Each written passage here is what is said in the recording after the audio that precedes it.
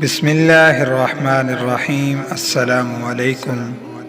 پیارے دوستو، ویڈیو میں آگے بڑھنے سے پہلے آپ سے ایک چھوٹی سی گزارش ہے کہ احادیث مبارکہ، اقوال زرعی، سبق آموز قصے، کہانیوں اور اسلامی واقعات کی ویڈیوز دیکھنے کے لیے ہمارا چینل دستور حیات سبسکرائب کر کے بیل آئیکن کو آل پر کلک کر لیں تاکہ ہماری ہر ویڈیو آپ کو ملتی رہے۔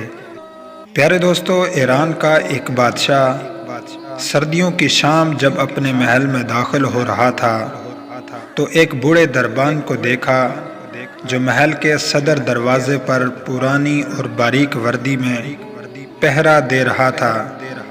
بادشاہ نے اس کے قریب اپنی سواری کو رکوایا اور اس ضعیف دربان سے پوچھنے لگا، کیا تمہیں سردی نہیں لگ رہی؟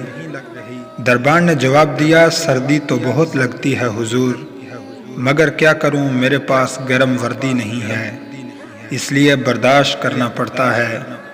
بادشاہ نے کہا، میں محل جا کے تمہارے لیے کوئی گرم کپڑے بھیجتا ہوں۔ دربان نے خوش ہو کر بادشاہ کو سلام کیا اور بہت تشکر کا اظہار کیا۔ بادشاہ محل میں داخل ہوا اور دربان سے کیا وعدہ بھول گیا۔